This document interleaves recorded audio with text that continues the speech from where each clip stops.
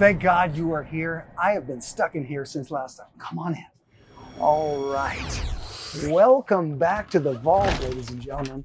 You know, I was going to do a raffle where somebody could win a chance to stay in here, but according to California law, that's imprisonment. So that's not happening.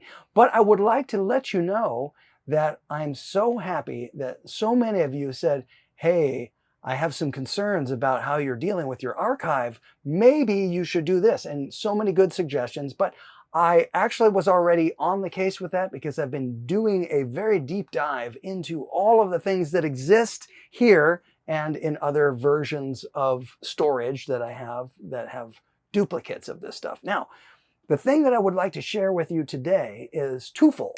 I have another guitar and I have found a video that has really been something to reflect on because learning the song that I'm going to show you took a lot of work on everybody's part. We really worked on it for weeks before we even got to the point where the band got together and started playing the song. But it's a 28-minute song. So you're going to have to strap in, get your popcorn, all that stuff. Before I show you the video, as promised, let's get to another guitar reveal. But we're going to do it before the video because, like I said, it's long. All right, ready? What should we go for? Maybe, well, I'm pretty sure this is the right case and it says what it is. It's actually a Fender Duosonic, which is very much like the very first guitar I ever got. But this one is a vintage one. Ooh. This one, it says it's a 56. I don't know. Somebody out there is going to know. I think it's at least, something like a late 50s, early 60s. But I love the color. It's almost like, it's like a cappuccino or something, or a latte. But it's got really great sounding pickups, and it's this mini little fretboard. It reminds me of when I first got, I had a guitar very similar. It was a Music Master, and I first got it and I had a little pig nose, and I would just kind of do this. I would play all the strings, and that's all I could do. Make noise like that, or play like Eddie Rabbit. I love A Rainy Night. That was the kind of thing that I would do on the guitar, and I still do. But anyway, this is this cool guitar. I have used it before. I'm going to have to pull it out to do some other things because I remember liking the sound of these pickups a lot, and I'm going to have to revisit it real soon. All right, now that we have heard this guitar, let's dive into the vault video. And what it is very special. I learned the song Billy the Mountain. Now that song, you have to listen to it and think to yourself, who would write such a song? And then you have to think, who would learn to play such a song? We did, and sometimes we would even ask the audience before we played it. We said, okay, I really need to know if you want to hear this song because it's 28 minutes long, and if you want to hear it, we'll play it. Otherwise, we could play 6 or 7 other songs. And only one time on that tour did the audience, by way of applause, decide that they did not want to hear Billy the Mountain. So that night we didn't play it, but every other night we did. And here it is for you from the Roxy. And this was 2007. Check it out. This next tune has been a lot of fun to learn. And I'm glad we actually get a chance to capture it on film. I wish there was some film of it from way back when, but we'll just have to settle for this for now. I think you guys will know it as soon as it starts. I'm not even going to tell you what the name is.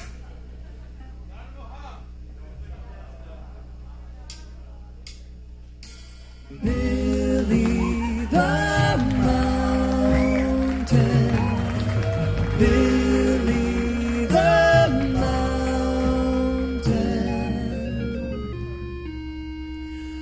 a regular picturesque, oh starry mountain.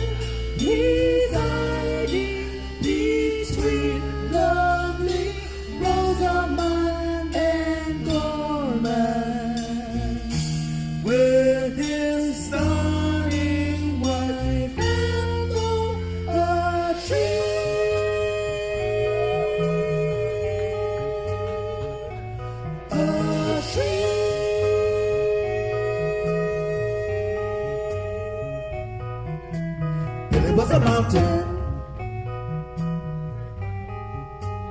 Ethel was a tree growing off of his shoulder.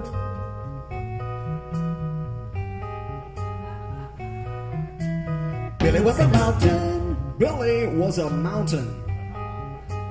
Ethel was a tree growing off of his shoulder. Ethel was a tree growing off of his shoulder. Hey!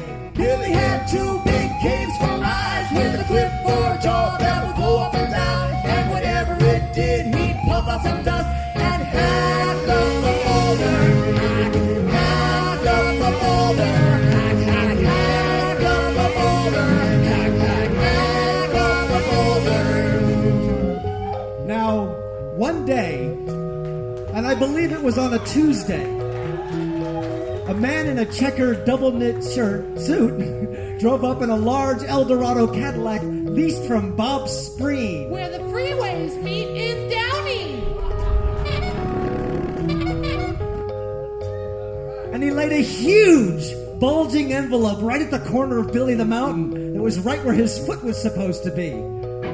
Now, Billy the Mountain, he couldn't believe it. All those postcards he posed for all those years. And finally, now at last, his royalties. Oh, yay! The royalty check is in, honey. Yes! Billy the Mountain was rich!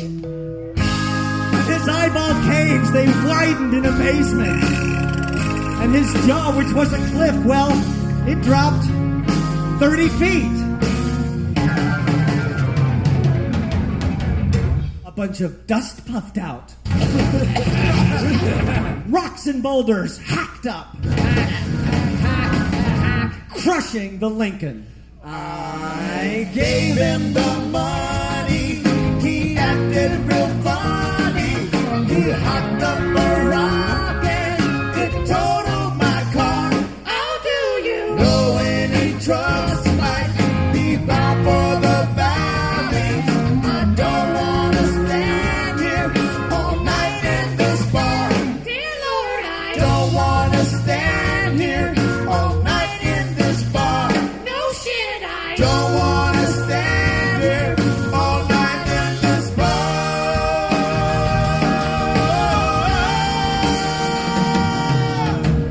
By 2 o'clock, when the bars had already closed down, Billy had broken the big news to Ethel.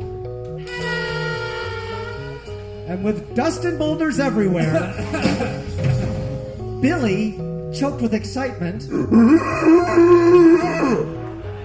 announced, Ethel, we're going on a vacation. Yes! And they were going on a vacation. Oh, and Ethel, like any good little woman, she of course was very excited.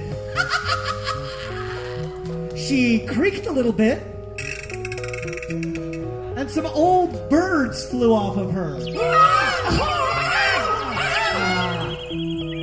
Billy told Ethel they were going to... Yes! They were going to New York! Ethel, we're going to...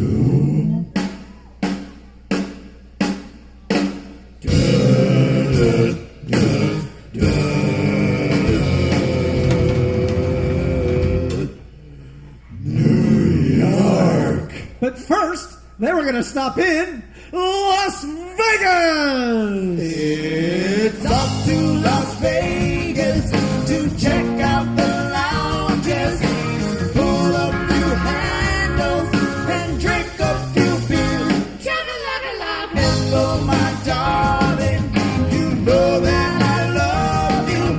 I'm glad we could have a vacation this year. Oh, neato. Glad we could have a vacation this year.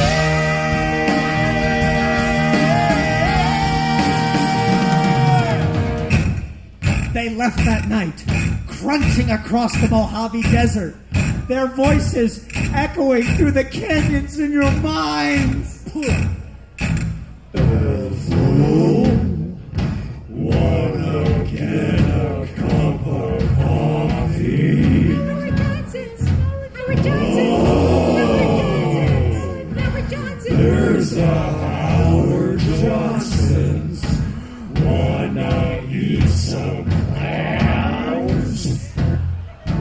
The first noteworthy piece of real estate they destroyed was Edwards Air Force Base.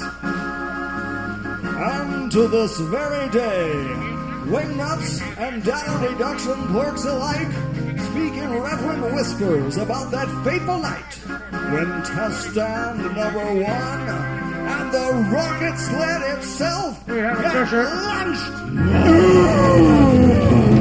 I said lunched. By a famous mountaineer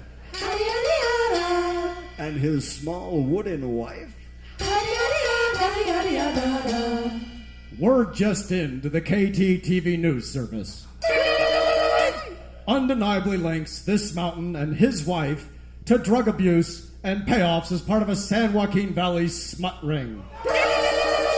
However, we can assure parents in the Southern California area that a recent narcotics crackdown in Torrance, Hawthorne, Lomita, Westchester, Playa del Rey, Santa Monica, Tahunga, Sunland, San Fernando, Pacoima, Sylmar, Newhall, Canoga Park, Palmdale, Glendale, Irwindale,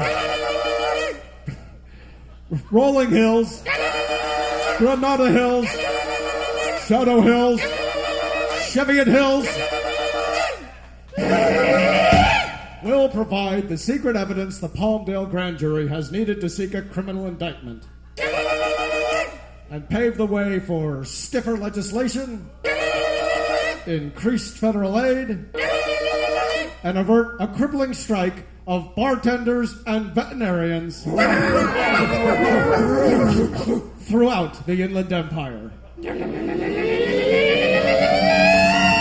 Within the week, Jerry Lewis had hosted a telethon. La la la, nice lady. to raise funds for the injured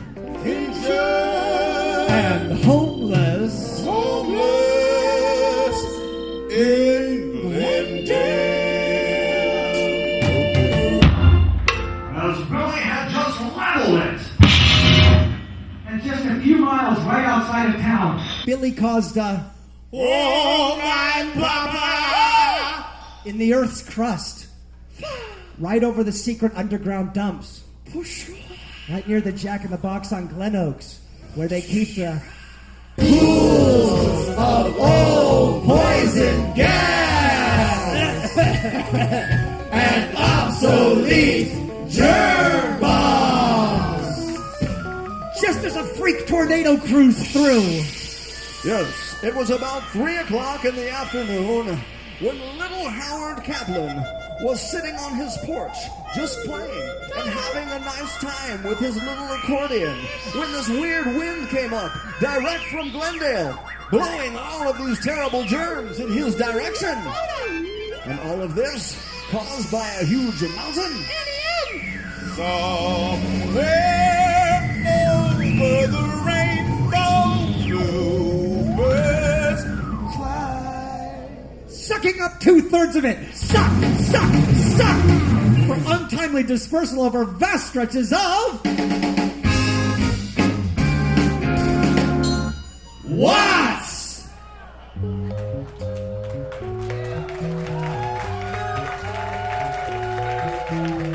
Now, unless I'm mistaken, it was right outside of Columbus, Ohio, when Billy received his notice to report for his induction physical. Now, Ethel said, let me tell you, Ethel said, she wasn't going to let him go. I'm not gonna let you go, Billy. That's right. We now have confirmed reports from an informed Orange County minister that Ethel is still an active communist. And it is this reporter's opinion that she also practices witchcraft.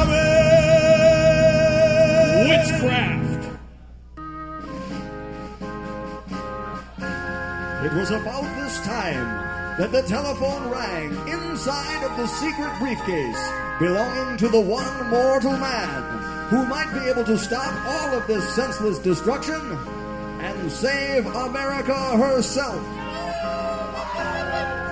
I'm sorry to disappoint some of you. This one man was not Sarah Palin. This one man was Studebaker Hawk, fantastic new superhero of the current economic slump. Some people say he looked like Steve Vai. Little Stevie. Still others say, bullshit, honey. He was just some greasy guy you happened to be born next to the frozen beef pies at Boney's Market.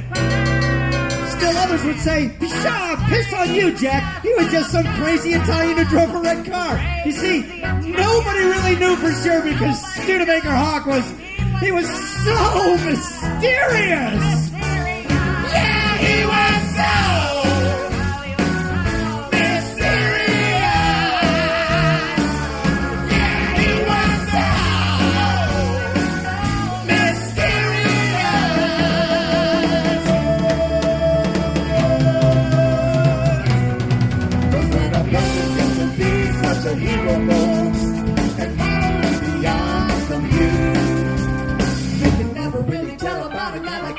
Whether he's really a nice person or he just smiles a lot, yeah. Or if he has a son named Pinocchio or what. Whether he's really a nice person or if he has a son named Pinocchio or what.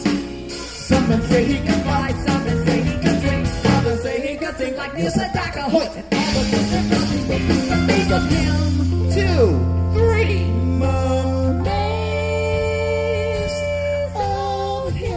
Amazed. Time passing. January. February. June and July. March. August. 1937. 2:30 in the afternoon. Monday. Sunday. Wednesday. Funny cars. Walnut. Friday. City of Industry. Big John Tasmanian. So when the phone rang in the secret briefcase, a strong masculine hand with a deadly do-right wristwatch And flexi bracelet. grabbed it. And answered in a deep, calmly assured voice. So, yeah. Hello already. What? Are you kidding? You're not kidding. A mountain? With a tree growing off of its shoulder? Oh man, you're full of shit. Hey, by the way, did you get those white albums I sent you with the pencil on the front? Yeah? Well, you should move some of those for me. We're having a little... So kiss little Jakey on the head for me. Yeah. And how'd your wife's hemorrhoids turn out? Oh, that's too bad. So let me get this straight. A mountain? Wait, causing... Well, I gotta write this down, sort of. Take a few notes here. Yeah? To El Segundo, huh? Causing untold destruction? My baby! My entire family! Wanted for draft evasion? And expense account? And per diem too? Some men say he could dance. They said he could dance, and of course they were right. Ladies and gentlemen, this is it. The Studebaker Hawk dancing lesson and cosmic prayer for guidance featuring Joseph Travers. Hit it. Twirly, twirly, twirly, twirly, twirly, twirly, twirly. Hey! Right hand from the hard top. Left hand from the hard top. Right hand from the hard top. Left hand from the left shoulder to the hard top. Twirly, twirly, twirly. No one can dance like Studebaker Hawk. So many rumors have been spread about Studebaker Hawk. Consider this rumor, which was published 3 weeks ago in Rolling Stone. Oh, it's gotta be true. Studebaker Hawk can write the Lord's Prayer on the head of a pin. Some men say he could write the Lord's Prayer on the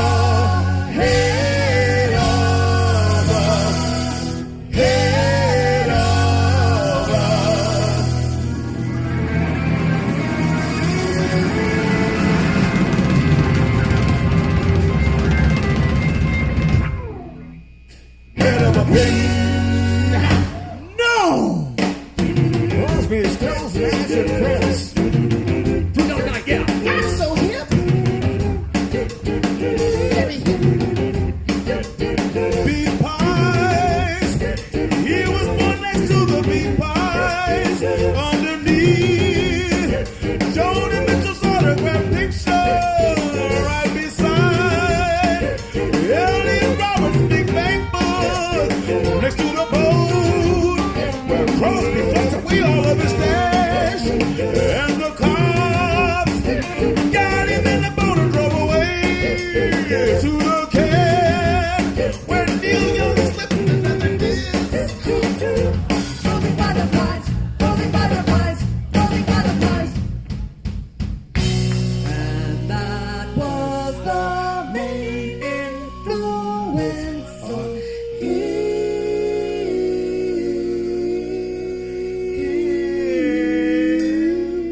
The influence of a frozen beef pie.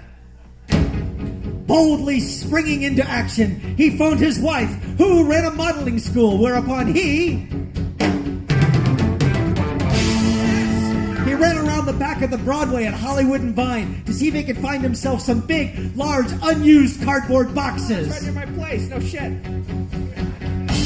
After which, he hit up the Rouse on Sunset for some Aunt Jemima syrup, some Kaiser broiler foil, and a pair of blunt scissors. Hey! Yes!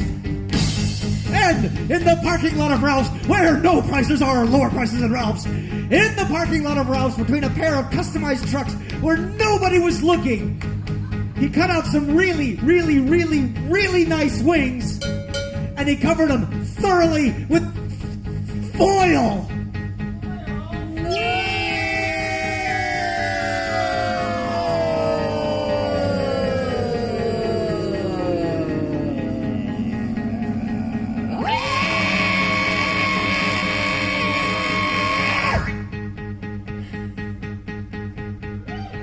Roll.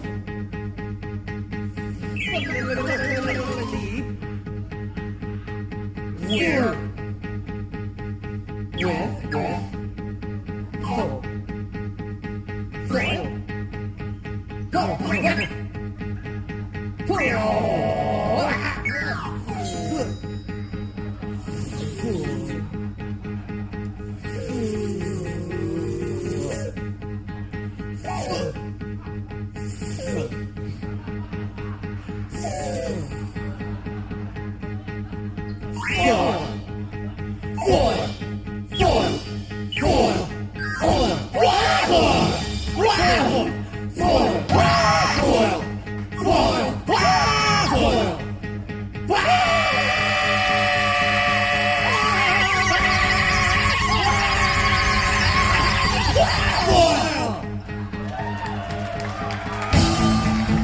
He took these wings and he wedged one under each of his powerful arms. Yeah!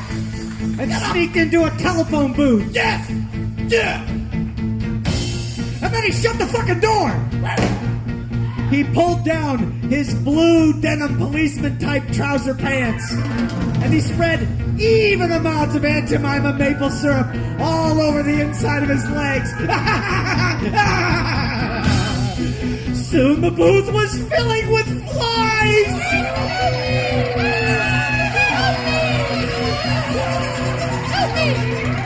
He opened the legs of his boxer shorts so they could all get in.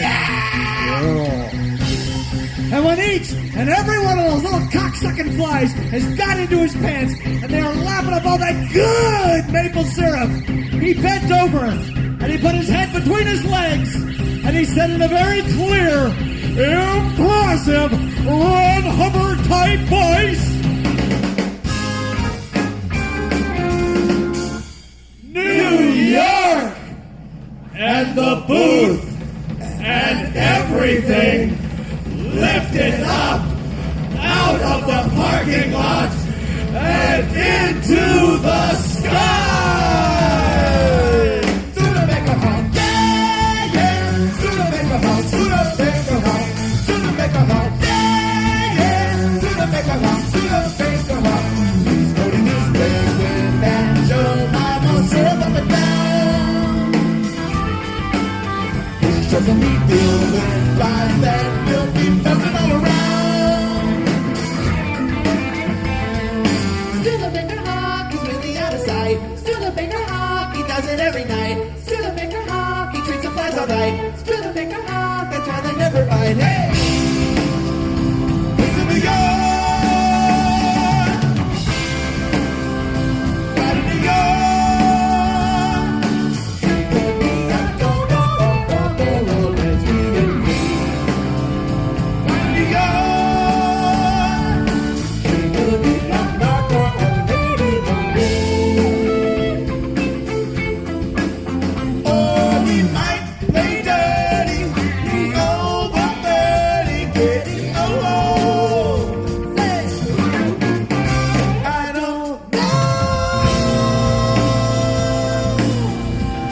Peculiar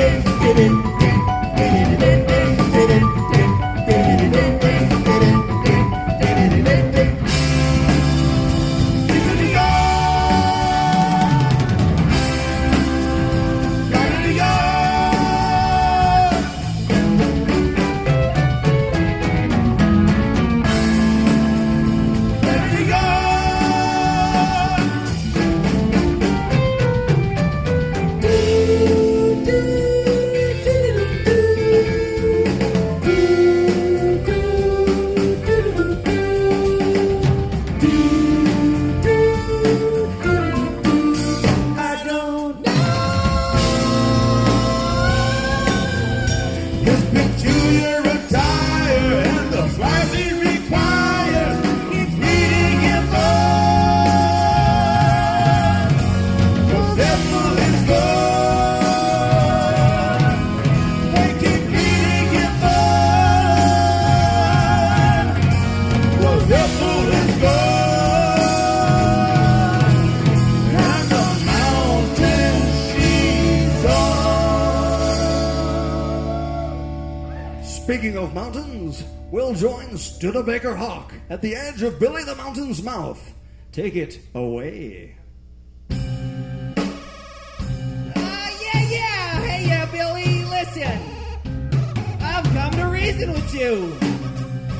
Our great country needs you in the armed forces. Your number came up. You can't go on running like this forever. But Ethel just shook her twigs angrily. But Studebaker Hawk, calm, cool, collected, and unperturbed, continued. Yeah, well, listen, Billy, Listen, you communist son of a bitch! You better get your ass down there for your fucking physical, or I'll see to it that you get used for fill dirt at some impending New Jersey marsh reclamation. And your girlfriend there will wind up disguised as a series of brooms, primitive ironing boards, or a doghouse. Get the picture? Yeah, well, Billy just laughed.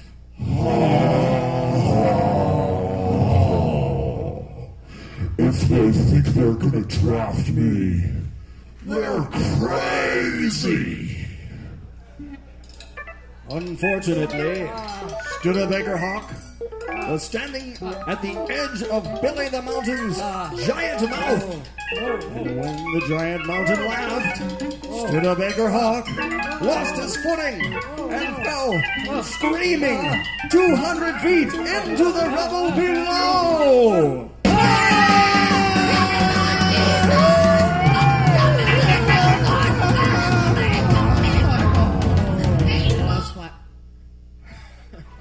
Horribly injured, but still alive, he fell another 100 feet.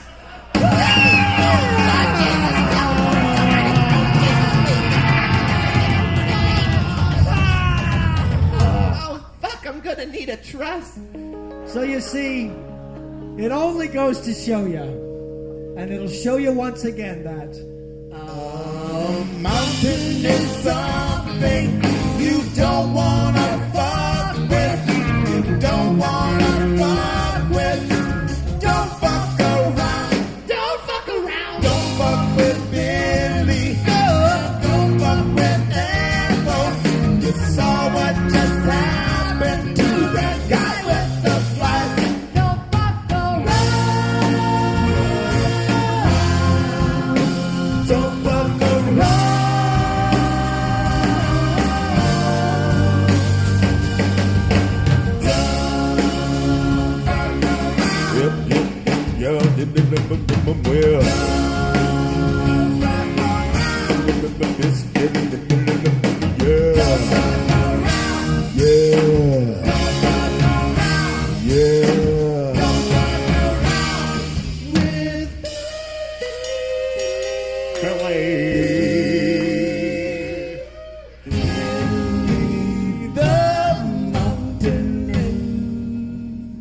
Eddie, are you kidding? Eddie, are you kidding?